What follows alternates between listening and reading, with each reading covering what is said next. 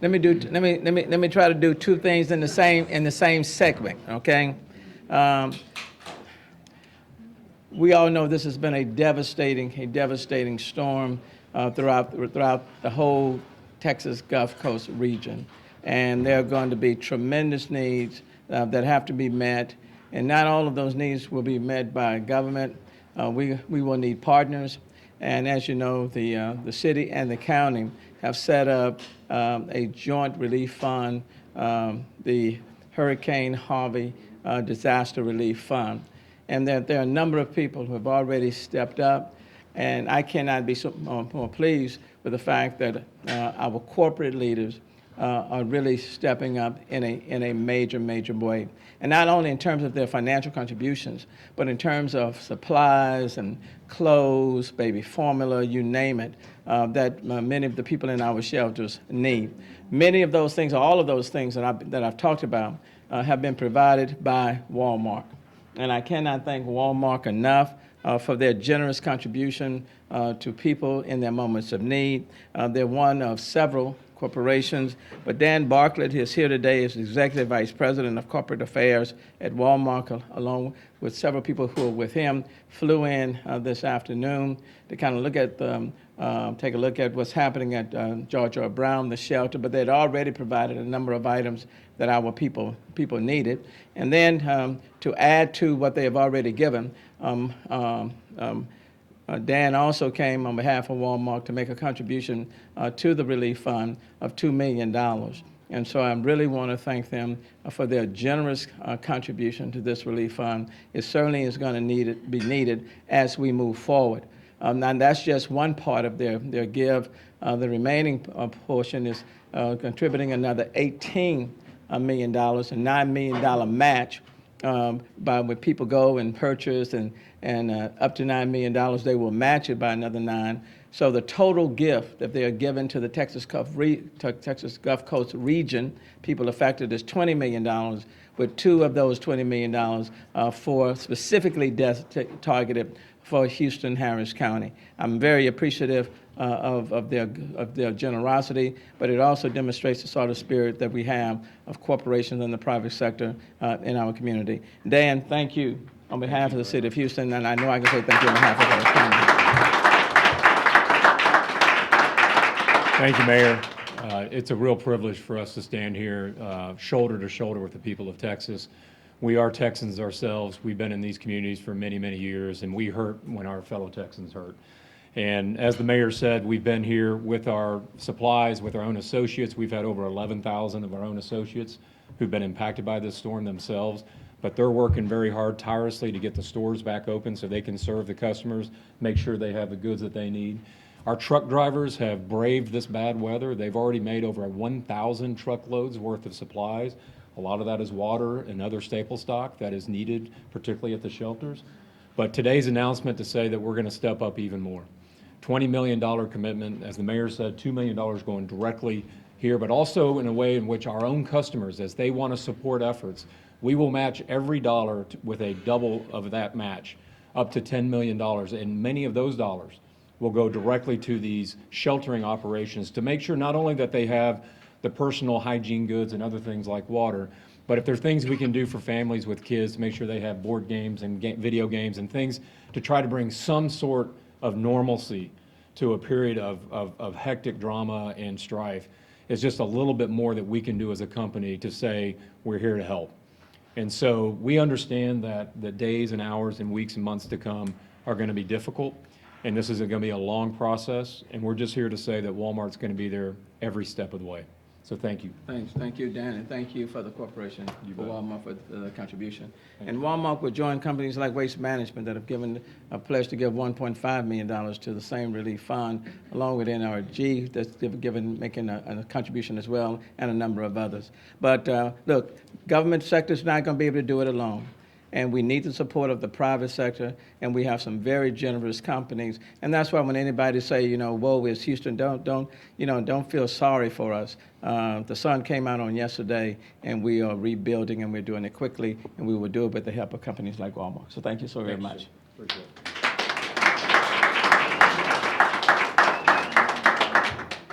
Now, if the regular gang will come on down. I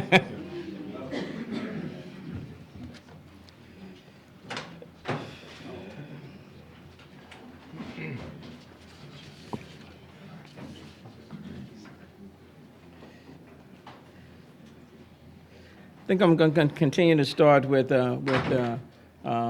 police and fire. We continue the rescue efforts in the city, specifically as it relates to West Houston, up there where the water is being released from the Addicks and Barker Dam. But you know, the curfew went into place last night. I want to thank Houstonians for cooperating with us. It's from 12 to 5, and as you know, it's for public safety purposes and make sure that people who are out of their homes, that they don't have to worry about their homes being burglarized or anything of that nature. We're very, very serious about it, and so it went very well. And like some people may have been stopped last night and asked, you know, why you may have been out, and when they indicated either they were going to work or coming from work, there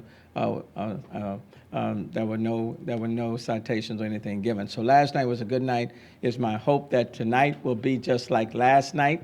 But please bear in mind, the curfew is in effect. The curfew is still in effect. We do want you off the streets from 12 to 5 unless you are going to a shelter, in need of a shelter, going to work or coming from work. We need you off the streets from midnight to 5 o'clock. I would tell you what my dad used to say for anybody that's out after 12 o'clock, but since this is being broadcast, I'll have to tell you in private what he would say. But the curfew is in effect from midnight to 5 o'clock. Please clear the streets at that time. But let me call on Chief Satterwhite for his report. Thank you, Mr. Mayor. Good afternoon. So, about the curfew, I want to start with that and say thanks to the city of Houston and the citizens of Houston. Last night, we made no arrest for the curfew. People are working with us. We still certainly have individuals going out, and we've had to conduct enforcement activities and make arrests, but we had no curfew arrests last night, just to make that clear. Tonight, we ask again that people stay indoors. Again, it's for your safety. It's our ability to manage this situation and to take care of those people most in need. And so please adhere to that. Stay indoors if you can, and don't go out unless you have to. I want to say thanks to the citizens of Houston, the community.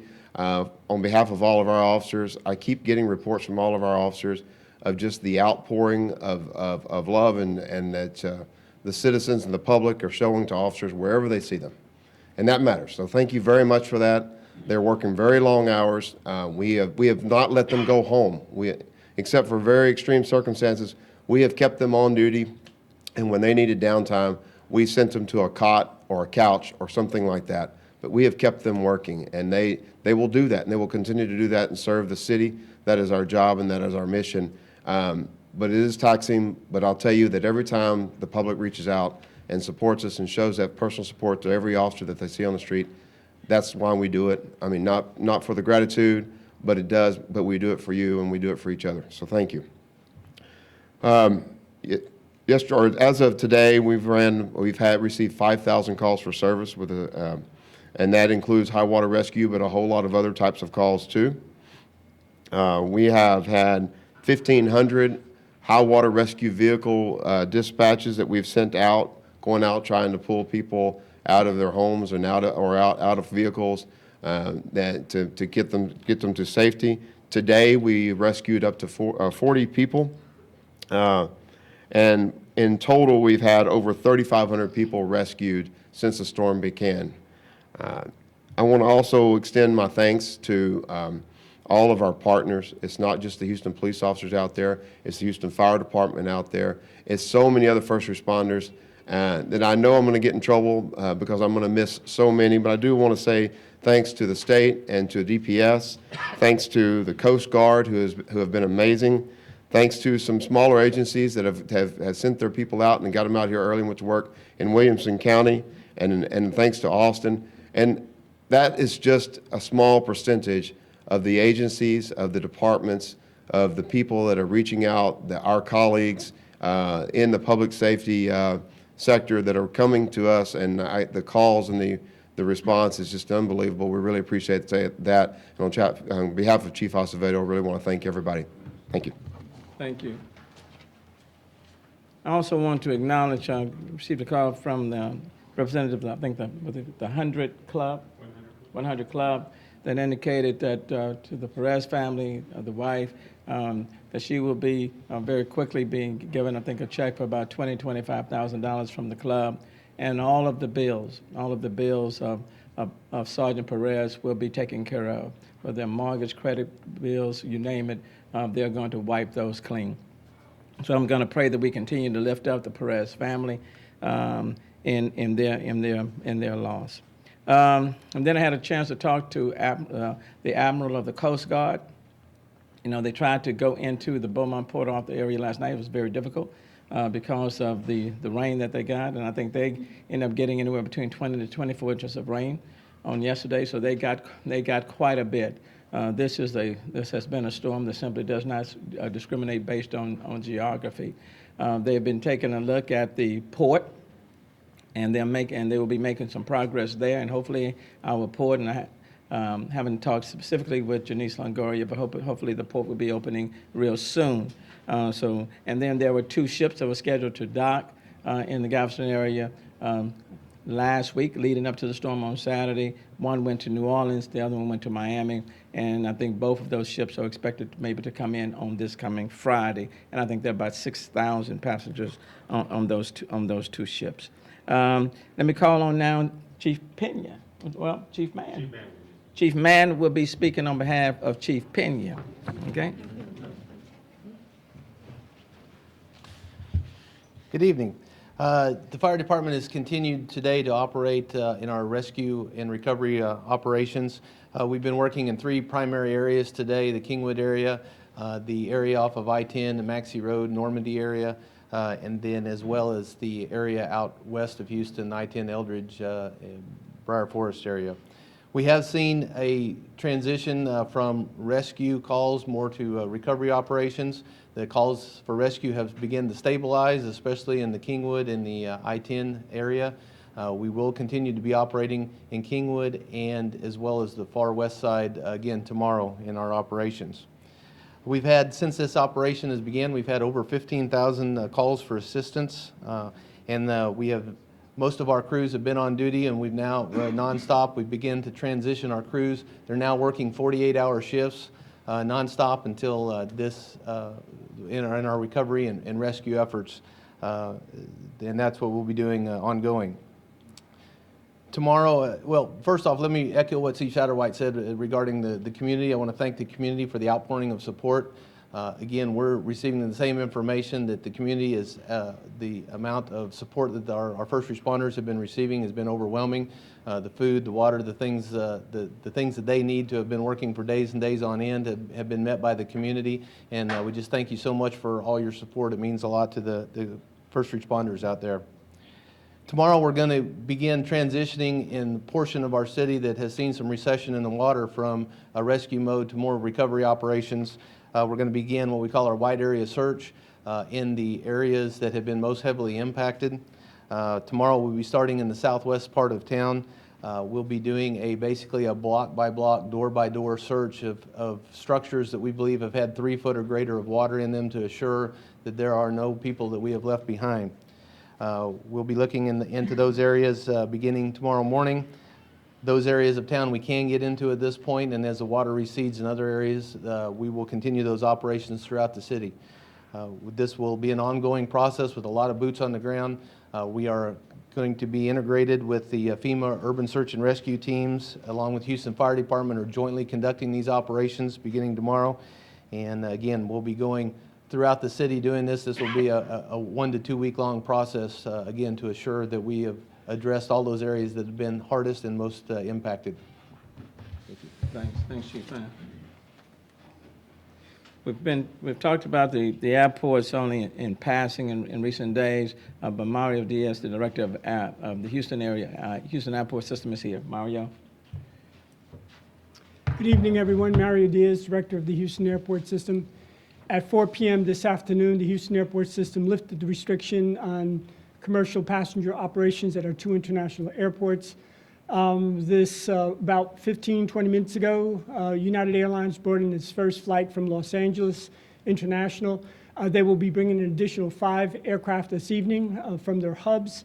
They would be San Francisco, Denver, Chicago, Newark, New York, and Washington, Dulles. They will be taking 3 aircraft out this evening. Tomorrow, we will have our first set of international flights. The first aboard Air China to Beijing, the second on Turkish Airlines to Istanbul. On Saturday, midday, Southwest will resume and ramp up all of its flights at Harvey, domestic and international. And then by Sunday, we expect to have a full complement of international operations and 75 to 80% of domestic. Over the ensuing week, we expect to be up to full schedule operations and normal operations for all passenger activity at the airports. I would like to say this, please. We are in a phase now where we're ramping up operations, so please, passengers, do not come to the airports unless and until you have a confirmation of a seat on a flight. You either have checked in on the internet and have a boarding pass, or you have received confirmation from your airline that you are have a seat on an aircraft leaving the airport. I would say that because we know that there are a limited number of seats, and the airlines are really going to be in a ramp-up mode at this point. And with that, I would be happy to take any questions you might have. Is all the staff able to make it? I know this is a gradual process, but is all the staff going to be able to make it to handle the volume of customers? Houston Airport Systems, yes, we have a full complement of staff. They have stayed on. We're bringing in a fresh crew, so we have no doubt we'll be able to handle it. The airlines, and let's also remember we have the agency, the Transportation Security Administration, Customs and Border Protection, the FAA. They have got to bring in all their staff. The TSA, for example, has 100 agents up in Dallas-Fort Worth that will be bringing them in. So these assets were essentially placed strategically around the region so that they could easily come in. Thank you. Thanks, Brian. With regards to the shelters, you know, George R. Brown was the largest shelter. We reached a count of about 10,000 individuals. I am pleased to announce that we're now down to about 8,000. People have started to kind of transition. So that is good news. We are no longer accepting any new people. After George R. Brown, if people come in, we will take them by bus or some other mode of transportation to the NRG shelter. So the NRG shelter is now up, functioning, ready, available for them. And so if by chance, if you come to the George R. Brown, we will then transport you to the NRG. And so I would encourage any individuals who may need shelter to go to the NRG. I've talked to the county judge. There's plenty of space. They are well equipped to handle whatever needs that may exist, and plenty of space. So please, I would encourage you to go there. There is no longer a need to accept donations at BBVA. Houstonians have been very, very generous in their contributions and their donations. And so there's no need to accept any more at BBVA. I would ask you to go to the City of Houston website for additional details on how to donate. Certainly, we would not have been able to get people to the various shelters without the help of Metro. We certainly appreciate them. They have gone over and above board in meeting the needs of all Houstonians and people in the Metro service area. Karen Padman, chairperson of the board, is here. Karen. Thank you. I'm so glad to report that we are able to resume service tomorrow on a limited basis. Some of our major bus routes and some of our minor ones will go back into operation. We'll also have limited service on Metro Rail's Red Line. We will not resume park and ride service until Tuesday, and the HOV-HOT lanes and Metro Rail green and purple lines will remain suspended until further notice. But you can go to ridemetro.org and figure out all of the buses that we will have running, the portion of the red line that will be running, and the times of those running. We ask you to our public to be indulgent with us because things might not run as precisely on schedule and our next bus texting might not be quite as precise as we get back into gear, but we are getting back into gear. Our buses on the major routes will be running about every 30 minutes.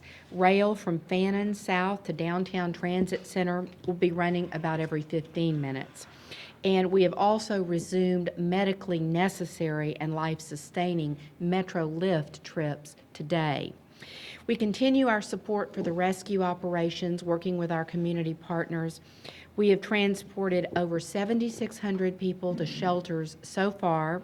Today, we're supporting 3 rescue command posts with 10 buses and police and safety staff at each location. Those are Kingwood, West Side at Memorial City Mall, and East Side at Fire Station 44 on Maxey Road. And we continue to coordinate with the Red Cross to ensure that their supplies make it to their destinations. We're coordinating with shelter operations to provide transport services as necessary. We have implemented a shuttle from the M.O. Campbell Center to a local pharmacy and shuttles from NRG to nearby major stores and pharmacies. I want to thank so very much the entire Metro staff and team for really giving it their all, as have all of the agencies represented up here and beyond out in Houston. So we thank you, and if you have any questions, I'm happy to answer them. Okay, thank you. Well done. Thank you. And Metro has done an outstanding job. With regards to trash pickup, we started our heavy debris pickup today, and that will continue to be ramped up. So we started the heavy trash pickup today. And then with respect to our regular trash pickup, the regular trash pickup will resume tomorrow. So the regular trash pickup, that is not the recycling, okay, of those other elements, but the regular trash pickup will resume tomorrow. What I've indicated to my staff and team and partners, we need to get back into operation. I think we can do more than one thing at one time, but we still have to address the needs of so many who find themselves in a stressful situation, but we need to get back to our regular business order. And so regular trash pickup will begin tomorrow on Thursday. The heavy trash debris pickup started today. I anticipate there will be a lot of debris. And we're going to move as expeditiously as we can, working in partnership with FEMA to get this heavy trash pickup up as quickly as possible. So we're going to do our very best to push the pace, and I appreciate FEMA and the feds working with us in partnership in this effort. Centerport, Floyd, you're here. You want to just tell us where we are? Yes, sir. Thank you, Mayor. CenterPoint Energy is pleased to report that because the floodwaters have receded, we've been able to make progress in restoring electric service. Over the last few days, the outage count has remained steady at 100,000 customers out, although we've restored 120,000 over the last 24 hours. The number now of customers without electric service is down to 75,000. We've been able to do a lot of field surveillance and assessments, and we've verified that 32,000 of the remaining 75,000 customers are out in areas where our equipment and our people cannot get to those outages. The water will continue to recede over the next few days, and we're going to be at it, but we're excited to report that we're making progress in getting electric service restored. I also like to advise you that since Hurricane Ike in 2008, CenterPoint Energy has fully deployed a smart meter system on the electric side of our business. And the smart meters tell us where the outages are. We can see exactly where they are. We can see how many customers are impacted by a problem. So there really is no need to call us to tell us about power outages. We would like for you to call if you see a down power line. That's a safety issue. But in terms of reporting outages, we know exactly where you are, and we're working to get those outages restored as soon as possible. In our natural gas utility operations in the Houston area, the system's performing well, and we're basically at normal operations.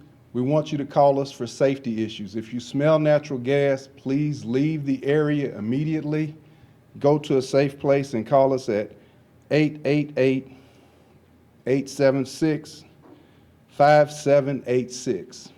888-876-5786. Mayor, we're making progress, and we will stay at it until we get everyone back in service. Thank you. Thanks, Floyd. Appreciate Centerpoint for just being on it. May I say one thing? Sure. About the electricity? Thank you. In regards to the electricity, when the power comes back on, that's a good thing. What we're finding out a lot of times is that if people vacated the house in a haste, in an emergency, and they have an electric stove, for example, and they left their food on the stove, the power was off, no big deal. But as soon as the power kicks back on, the food is still on the stove, and that could be an issue. So if you had to evacuate your home, if you had to leave in haste, we recommend that that's one of the things that you guys that you are mindful of when you get back in your home. Okay, make sure that anything that's electrical that may be affected when the power comes back on, that you secure it. Okay. Thanks, Chief. I know people are wondering, okay, house has been damaged. I need to get it repaired. What do I do? How do I get help? Where's the help going to come from? What's the steps I got to go through? I'm in a shelter, but I want to transition out of the shelter as quickly as possible. What do I need to do? What help is available for me? Those are all very important questions. And one of our key partners, and in fact to say our key partner in this, happens to be FEMA, and we're two partners, FEMA as well as Housing and Urban Development. Dwayne, my good friend. Yes, sir. I love me some FEMA, you know.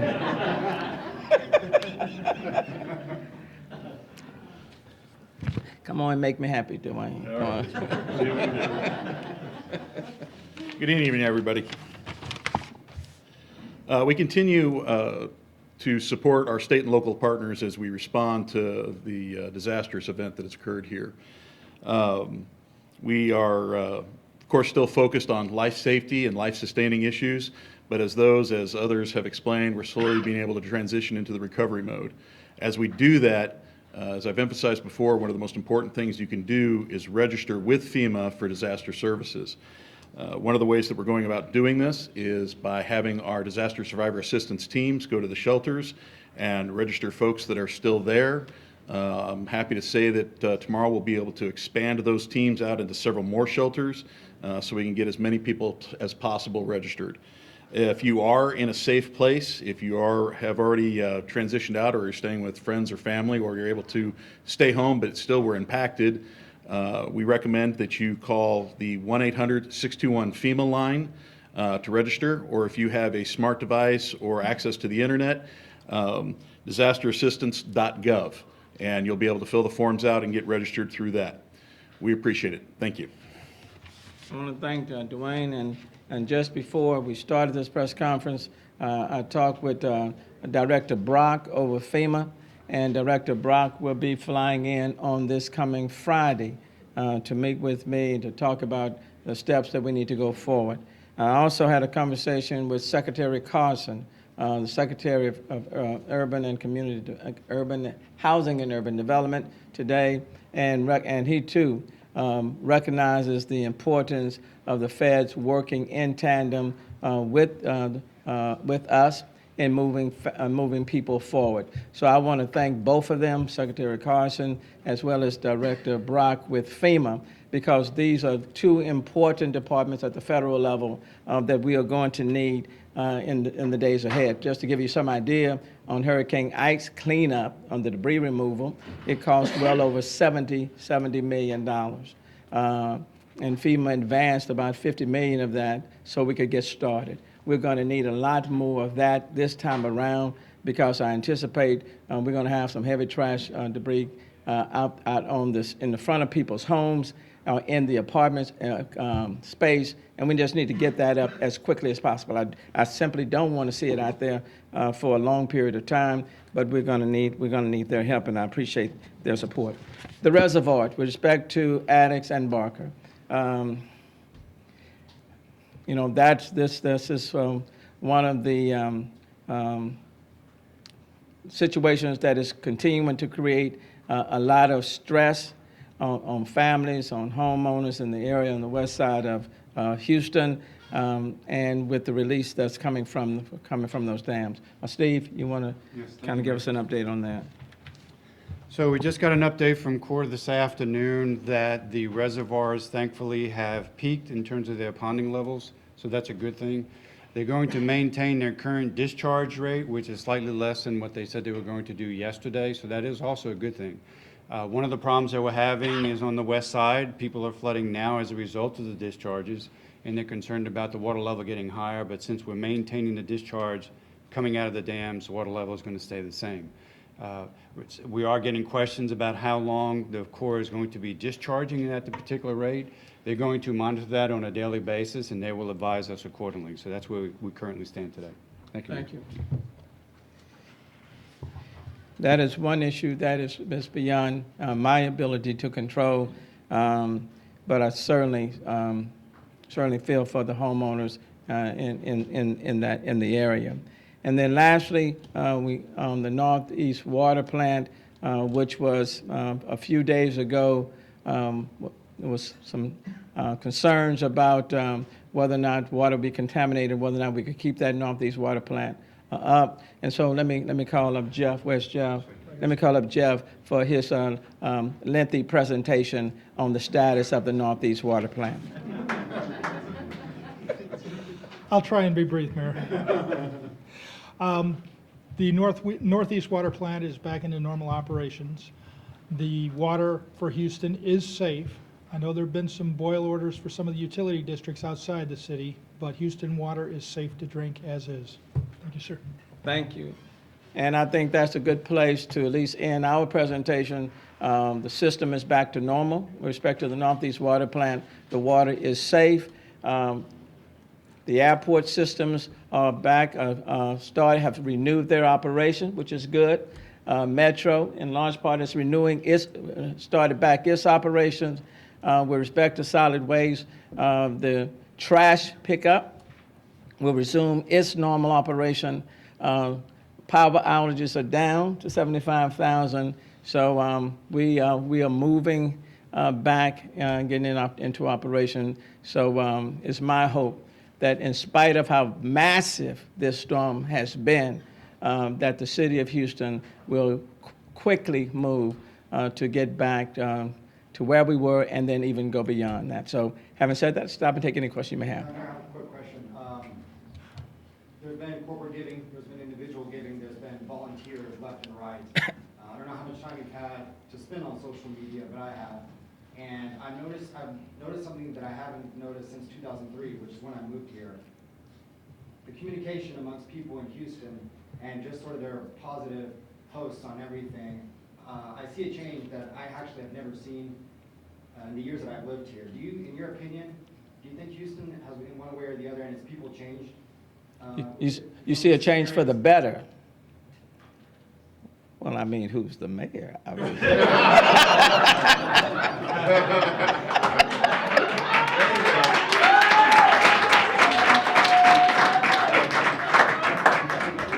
now, if you had said it the other way, you know, I don't know. No, look, great city, fourth largest in the country, the most diverse city in the country. People come from all over the globe. People are not running away from us, they're coming to us. Outstanding airport system, #1 port in foreign tonnage, largest medical center, energy capital of the world. I could go on and on and on. And we are a can-do city, okay? Doesn't matter the challenge, we believe we can do it. And if you challenge us, Houstonians are very competitive. And I think for many Houstonians, we feel good about who we are, okay? We may not all speak the same language, have the same religion, and even our social economic backgrounds may be different. But when push comes to shove, we are all Houstonians. And this week we have seen it at its best. Democrats, Republicans, you name it, independents, we've put that aside, and we recognize that we're all in the same situation right now. That's good news. So I appreciate the question because it demonstrates the true spirit of Houstonians. I'm very, very proud of the city, and I will say, it's not about me, but I am a product of the city that has transformed itself for the better. Okay. Yes, sir. On another note, we see today the county announced the finding of this family in a van, unfortunately, that passed away. Yes. What happened? Yes. As water goes down, people are worried that we're going to start to find more. Are you worried about that particular part of actually the reality that we're living right now? Because we still have high water levels and a lot of people missing, 20 according to the chief of police. And so people are worried about what we're going to be finding after the water starts. And I'm hoping we will not find any more. That's my hope, and I don't abandon that. We have a number of shelters, and a lot of people in a lot of shelters. So if people are missing loved ones, hopefully they're in one of our shelters. That's my hope. But we're going to take it. We're going to take it one day at a time. But for now, and even later, I'm going to hope that there will not be anyone else who will have lost their life as a result of this massive rainfall. And Mr. Ortiz, he speaks Spanish apparently. I know you do too. But he would like to say something in Spanish about the airport so the people that are listening. I know you do. I apologize again, sir. Now, I'm beginning to get a little bit sensitive around here. You're not going to even try my Spanish. I'm willing. I'm listening. We all are. Okay, mi casa, su casa. Mario, come on. Come on, Mike. Thank you, Mayor. Bueno, en respuesta a su pregunta, le puedo decir que empezando a las 4 de la tarde, empezamos a recibir líneas aéreas, vuelos aéreos en los 2 aeropuertos de Houston. Como a las 6 recibimos el primer vuelo de Los Ángeles, que es un vuelo de United Airlines. Vamos a recibir 5 más esta tarde y vamos a ver 3 vuelos salir de Houston esta tarde. Mañana vamos a ver los primeros vuelos internacionales. El primero que va a salir a Beijing, China, y el segundo a Estambul, Turquía. El sábado, Southwest Airlines empezará vuelos domésticos e internacionales, principalmente a América Latina, México, empezando como al mediodía del sábado. Entonces, para el domingo vamos a tener un horario completamente internacional y, por ejemplo, de 70-75% de los porcentajes de los vuelos domésticos. Señor, y quiero que diga algo importante porque en social media han estado poniendo cosas que son falsas, fotografías de aviones inundados. ¿Nos puede decir si los aeropuertos, su estructura, sus edificios están seguros, recibieron algún tipo de daño que el público deba saber? No. No abrimos los aeropuertos si no estuvieran bien. En ningún tiempo tuvimos problemas con los aeropuertos. Le puedo decir que los aeropuertos han estado abiertos para el Departamento de Defensa, para rescate, y todo el tiempo ha estado abierto. Solamente no han estado abiertos a pasajeros y operaciones comerciales. Gracias. But bottom line, he said that all flights at Southwest Airlines will be resuming on Saturday. That's basically what Mario said in that statement.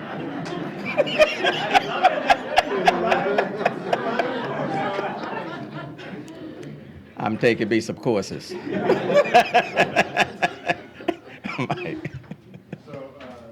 clarify on the shelters, you were Yes. saying, in anyone who comes in the door of the GRP, they're being taken to NRG? They will be transported by us to NRG. There's ample space at NRG. They're fully serviced. The county judge and the team have put together an excellent operation there.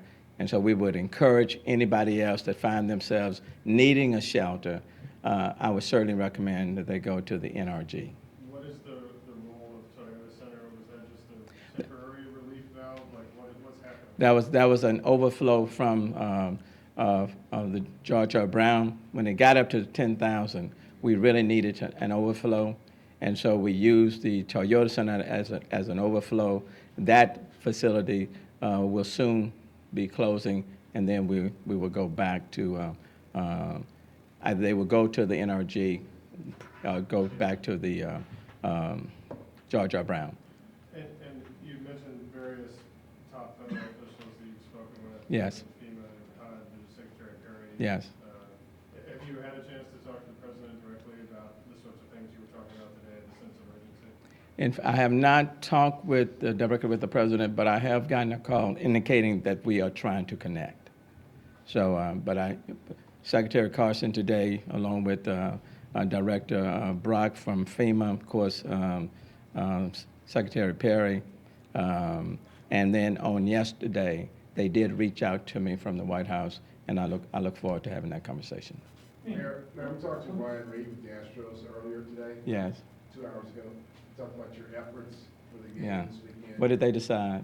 They want us to do it. Yes. I want them to play. They're going to play. They're going to bring people from the Georgia or Brown over to the game. Oh. Now that would be, yeah.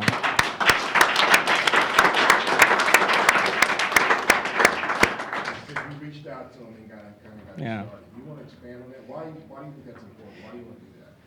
Because I don't care how difficult the circumstances may be or how challenging they are. We cannot stay where we are. We have to quickly get back to where we were and go beyond. And the sooner we get into that mindset, the quicker our actions will reflect that. And if our spirits are strong, we'll build in that direction. And so we can do more than one thing at a time. And quite frankly, when the city has gone through so much, every now and then we have to laugh a little bit. It doesn't take away from the seriousness. And every now and then we need to focus on something else other than our current situations. The Houston Astros they're on a winning track. They are true champions. From where they were a few years ago to where they are today, quite frankly, they represent Houston. Who would have thought a few years ago that the Houston Astros, a team that has rebuilt itself, would be a contender for would win the World Series? Who would have thought that? Who would have thought that? And even right now, people are questioning whether or not Houston is going to return. Well, what better place to symbolize our ability to overcome our obstacles and our hurdles by the Astros playing? I want them to play. Let's play ball. And let's lift up our spirits, and let's go forward. Enough of woe is me and all is bad. Doesn't take away from the seriousness. Doesn't take away from the fact that there are a lot of people in distress right now. Doesn't take away from that. But let me tell you, you can stay in that mindset, and you'll only pull yourself down. Or we can recognize, regardless of what our current situations are, we will do better and we can do better. And this is a city of challenges. I'd love to ask the Chief Hanger a question. Oh, Probably going to be in Spanish. are you asking them in Spanish or English? All right, then I'm gonna let you ask it, okay? Assistant Chief Man talked about that. So Right. tomorrow, you're gonna go towards Southwest area. Sure. Do like a block by building search. Something you could expand a little bit more, sort of what that's gonna involve, and are you gonna be doing that, I guess, throughout the whole city? Sure. So this is just another phase of the response status that we were in. Okay, we have to do a door-to-door search to ensure that we are looking at every house that was inaccessible initially. And yes, we're going to be doing this same type of approach in various areas around the city that were impacted and we were not able to get to because of inundation. Señor Peña, I just want to ask you a question. I'm going to ask you in English so that you kind of help you to. You asked it in English, I'll translate it in Spanish. Go ahead on. You were mentioning how yesterday we were at Maxi Road and some people that had evacuated that area. Right. Were going back to see their homes because Right. they were worried about somebody, getting into their homes. Correct. How dangerous it is, and can you explain in Spanish, and especially when what you just mentioned right now, that if the electricity is off and it comes back on, and you don't know what you were doing at the time, can you explain that to us, please? So a flooding incident is probably Español. en español. Okay. Mire, una situación cuando tenemos una inundación es muy peligrosa, ciertamente cuando está pasando, pero también después del incidente, especialmente si las utilidades están vivas, puede haber mucho peligro. Así es que recomendamos que no entren a esas áreas hasta que el Departamento de Bomberos y el Departamento de Policía hayan asegurado que está, mande. Seguro, exacto, que está seguro para poder entrar a esas áreas. Trying to help you, but Look, I was just about to tell him what you were trying to say. One last question, and then we're going to wrap it up. Yes, ma'am? Mary, you said you had discussed, or you talked to Secretary Carson. Yes. I'm wondering to what extent, if at all, might the voucher freeze and the HUD budget cuts affect the temporary housing process? I mean, if at all, and can you give us a little bit of insight into some preliminary plans about how that may work? Well, what's going to be important will be housing vouchers to get people out of the shelters in part and into temporary permanent housing.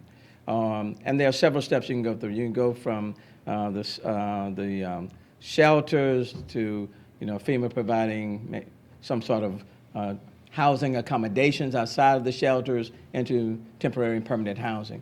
But the housing vouchers and assistance will be vital to that transitioning of the people in shelters.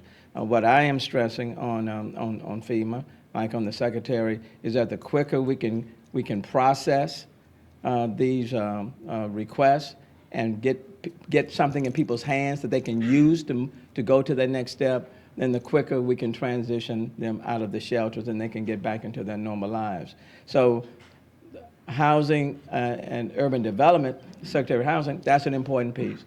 And then when you combine that with FEMA and the FEMA assistance, then certainly we're standing people back up so that they can then go the rest of the way. But we all have to operate, whether it's on the federal level, the state level, or the local level, we have to operate with a sense of urgency.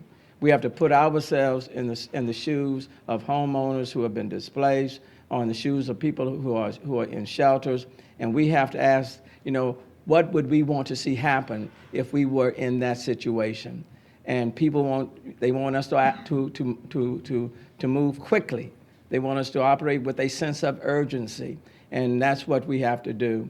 Because in large part, we're not going to be evaluated on what happened leading up to or while we were in the storm. We're going to be evaluated on what happened when the storm passed and people are now trying to transition. So we got to go all of the way, and we're really going to need the help of our federal partners to make that happen. And I appreciate the conversations. They reached out to me, and I appreciate that. And the director of FEMA is flying into Houston this coming Friday, and I appreciate that. Mayor, we've had a lot of people approach us on social media and also contacting us about donations. They want to drive to the GRB. What can you tell them? Go to a different location. I mean, there's many people down there. Can you There are different shelters. With respect to donations, there's no longer, we're not accepting them anymore at the BBVA. Houstoners have been very, very generous, so we appreciate that. I would say go to our website on where donations can be given, but there are a number of shelters all over the county, all over the city, and I would ask them to go in those directions. It's not so much, and I appreciate what they have done up to this point, but see, sometimes we give, and then sun is up, we get back in our regular course of business. But there are going to be many people 3 weeks from now, 5 weeks from now, who are still going to need some assistance. And so what I would say is that at this point in time, I think we're in good stead at this point in time. But please hold on to that same spirit and that desire to give 3 and 4 and 5 weeks from now. But I certainly appreciate their generosity. I know you get sick and tired of me, so I'm going to cut it off, and we'll meet again soon. Thank you. Thank you, Mayor. Thank you.